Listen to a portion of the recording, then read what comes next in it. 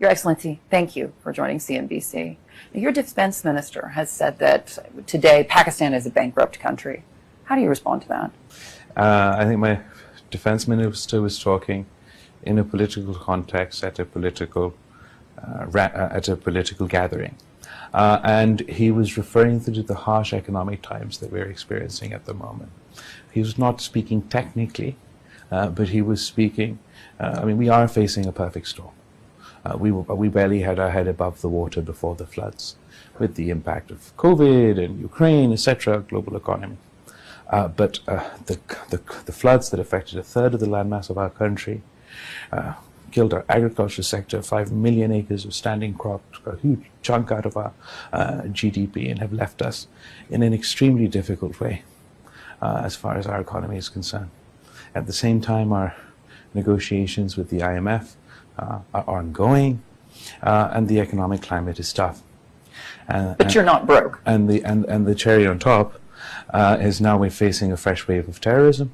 We've seen since the fall of Kabul a steady uptick in terrorist activity, with the most recent attacks being in Peshawar, where we lost almost 100 lives. And just 2 days ago, in the commercial capital in Karachi, in broad daylight, our Karachi Regional Police Station was attacked. The police were successful. They thwarted the attack. The fact that these things are happening obviously have consequences. So he was speaking in the overall context, not in the literal context. China today holds 30% of your debt, and we're talking to the tune of $100 billion. How difficult is it going to be for Pakistan to continue to service that level of debt? Pakistan owes debts to a lot of countries, to a lot of international financial institutions, to commercial entities. But yes, amongst those countries, China is one of them. And I have no doubt on Pakistan's capacity, Pakistan's ability to live up to its economic commitments. The thing, as I said, that has really thrown us off track are these floods. And we're still working out our plans for reconstruction and rehabilitation while the ongoing relief phase continues. We recently had a successful Resilient Pakistan Development Conference in Geneva, where we managed to raise more than $9 billion from the international community for reconstruction and rehabilitation. As far as our debt is concerned, I know that Pakistan has the capacity, which is under immense pressure and challenges these days.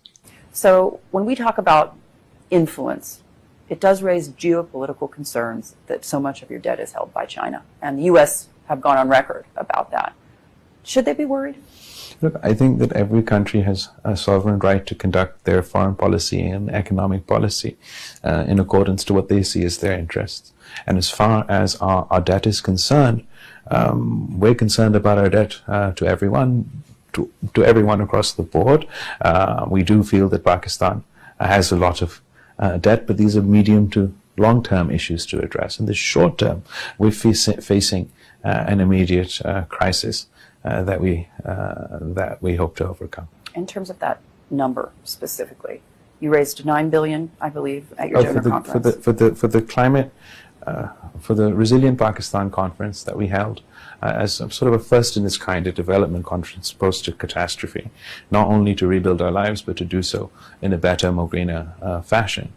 Despite sort of low expectations, everybody's focus on Ukraine, the hyper-partisan geopolitical times, Pakistan managed to exceed its target of $8 billion. We crossed $9 billion plus dollars in funding for the reconstruction phase. And I think that has given us hope and something to work with. And we're hoping to get that money mobilized as soon as possible so we can start reaching the people that are the most affected. And just in terms of the figure there, how much money does Pakistan need? So our overall requirement, or our overall bill for the reconstruction is $16 billion. And what Pakistan pledged was that we would raise half and we would fund half ourselves. And you got $9 billion from the conference. Yeah. Talk to me a little bit about the situation at home, because over the last couple of years, as you say, there have been lots of weather-related and climate-related challenges that Pakistan has faced, not the least of which the flooding, which affected 8 million people, but also politics. And I'm talking about the Taliban.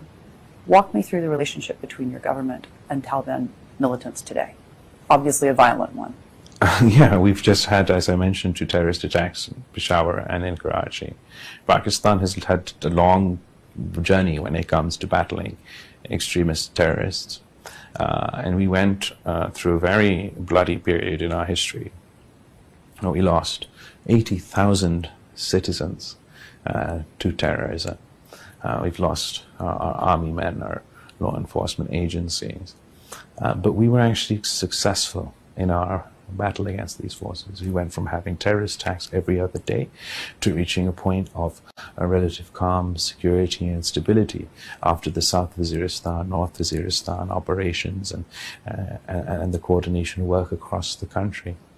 Unfortunately, following the fall of Kabul and the decision of the government that preceded ours to start negotiating with these very same terrorist groups without preconditions such as, disarming, de-radicalization, respect for the Constitution, what we call it a policy of appeasement that has blown up in our face.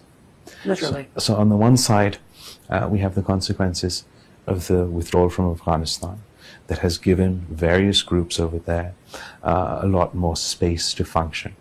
We have a very porous border that the new government doesn't have the capacity to man extensively. And we have reinvigorated sort of groups within our country. The good news is that the new unity government is clear. The new military leadership is clear. We've had national security meetings in our country, and we've put a full stop to the policy of appeasement. We're confident that we'll be able to take on the terrorist groups that are functioning within Pakistan. However, I do believe we will be in a high-risk security phase until the question of the security threat or the terrorist threats emanating out of Afghanistan are addressed. And I'm speaking of Afghanistan in particular. Do you believe the American policy and the withdrawal were a mistake? Look, it's sort of crying over spilt milk. It's something that's happened. We have to deal with the reality now, right?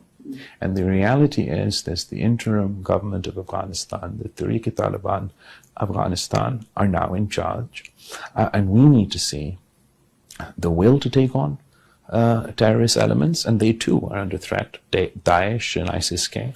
And then going forward, they need to be able to build their capacity to be able to take on these groups. What, in your mind, should America's role be today when it comes to what's happened in Afghanistan, and honestly, in terms of that spillover into Pakistan? So I don't think it's just about America's role. There is a role for the international community in the sense that we need to get our act together.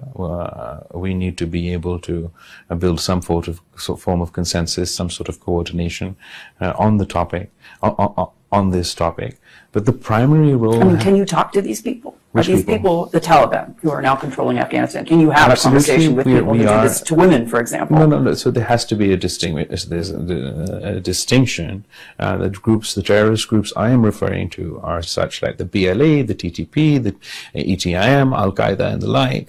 I wasn't referring to the TTA, which, no matter their history, are now the interim government in charge of Afghanistan. So rather than the Americans having to come back in, or us or anybody else having to go over, the most realistic, practical, and perhaps optimistic scenario is that the interim government in charge right now live up to their commitment that they made before taking over to their own people and to the international community to ensure their soil was not used for terrorism.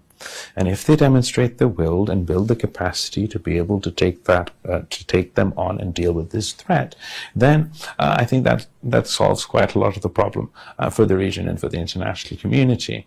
I don't think anybody has the appetite or the desire to see a re-entry of international forces, of any other forces in our neighborhood anytime soon.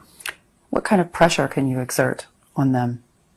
I don't think that they respond to threats or pressure well. I think that's what we've seen over the past year. I think engagement is important, but there has to be an environment conducive to have that engagement. And our message to the interim government in Afghanistan has been to sort of help us help them.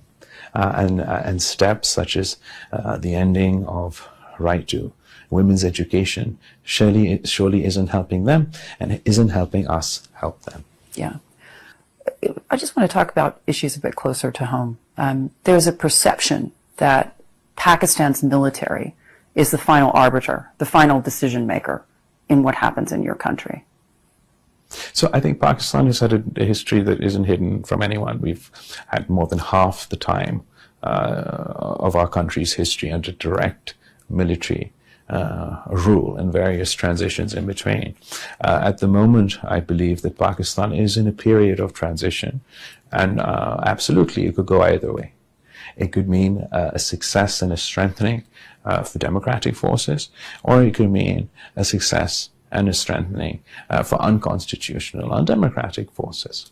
But I think what we're witnessing, a couple of historical things have happened recently. One with the removal of Mr. Khan through a vote of no confidence. It's the first time the institution of Parliament has constitutionally and democratically removed a Prime Minister. That is an institutional democratic milestone. You might not like the results of it if you're from his party, but in the course of Pakistani's history, that is a fundamental achievement, that a military man hasn't come in and pulled out a prime minister, or a court hasn't ordered for them to go.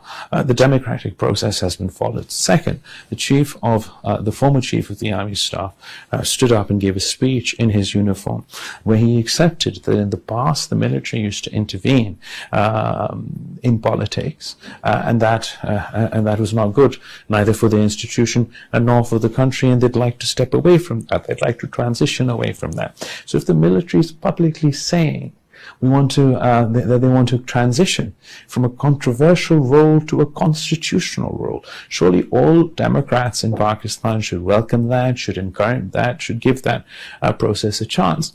The problem we have with our opposition is what they're saying is, no, you need to have a role, come back, have a role, and help us get back into power, which, given the experience of Pakistan's history, we know that doesn't serve the interests of our people.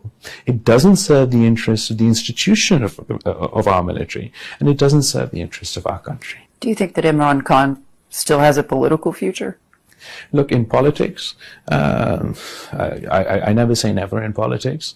What I would encourage him would be to pursue the democratic path. This has been my message to Mr. Khan ever since he was Prime Minister, when he was leaving office, and up until this day. He will most certainly have a future in politics if he strives to pursue a democratic path. If he changes his protest from come intervene in politics to play to everybody committing to play a constitutional role, I believe he can have a future. Unfortunately, I don't see that happening. In which case, democratic, undemocratic forces, characters have had their time in Pakistan's political history, but it's never been long-lived. What about Iran? The protests in Iran. How does Pakistan view the situation there?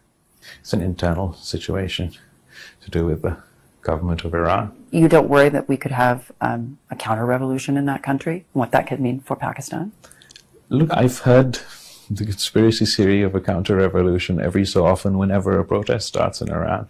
And I think that the government of Iran, the state of Iran, has demonstrated, despite a long history of sanctions and other difficulties, that they're particularly resilient. And I think the secret to their resilience, or the success of their resilience, is that they hold regular elections where their citizens get to go and cast their vote, and whatever their criticisms are, or whatever their opposition is, whatever their critique may be, they have that cathartic process, and they have their own internal mechanisms to deal with challenges. I believe I read somewhere in the news that they were talking about some internal reforms to do with this issue as well. So we definitely see it as their internal issue. Tell me this, when you come to a conference like this one here in Munich, so much of the conversation has been about the transatlantic relationship, about Russia versus Ukraine, about the West response, but not so much about how the global South views these issues. 40 countries in the West have sanctioned Vladimir Putin, but the rest of the world has said, in many ways, even some outright, that this isn't our fight. How does Pakistan view this? I think that it is important to pay attention to the voice of the global south. The majority of the Earth's population, from Africa to Asia, are uncomfortable with the thought of an extended war in Europe and what that means. Obviously, first and foremost, for the people of Ukraine, the people of Russia, the people directly affected, but also for those of us in the global south. As a result, as a direct result of this war, we'll suffer energy. वज़ीर ख़ारजा Bilawal Bhutto Zardari Munich security conference के मौके पर CNBC को interview दे रहे थे। उन्होंने कहा कि दहशत गर्दी के खिलाफ पूरी दुनिया को मिलकर किरदार अदा करना होगा। पाकिस्तानी सवाल से पुरअज़्म है। ये थी PTV ताज़ा तरीन।